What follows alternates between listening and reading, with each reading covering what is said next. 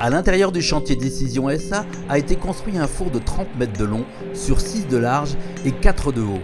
Ce four géant, capable de monter jusqu'à plus de 90 degrés de température, va servir à cuire le monocoque lors de ses différentes phases de construction.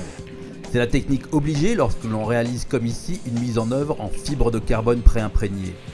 Explication avec le maître des lieux, Bertrand Cardis.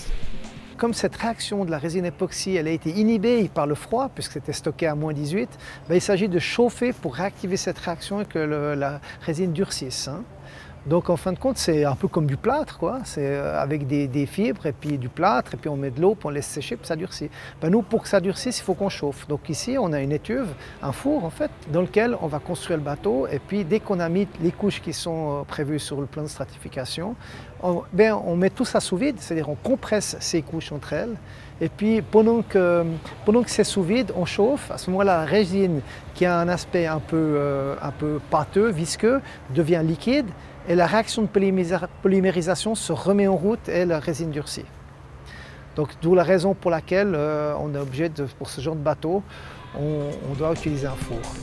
Le temps de cuisson des différentes étapes, première pot, sandwich, deuxième pot, est d'une dizaine d'heures, à une température variant entre 80 et 90 degrés. Une phase délicate que le chantier Décision maîtrise depuis déjà plus d'une dizaine d'années.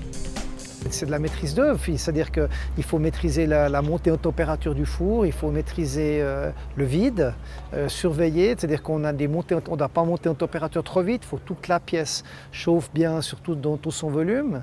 Et puis ensuite, après, on monte gentiment en température, on a des rampes, après on l'a stabilisé pour que le moment où on fait un monitoring de la viscosité de la résine. Et puis en fonction de ce qu'on voit d'après ça, on doit ajuster la courbe de chauffe. Donc bon, c'est du savoir-faire, mais les matériaux composites, la construction de matériaux composites, c'est toute une série de petits trucs, quoi. C'est du savoir-faire.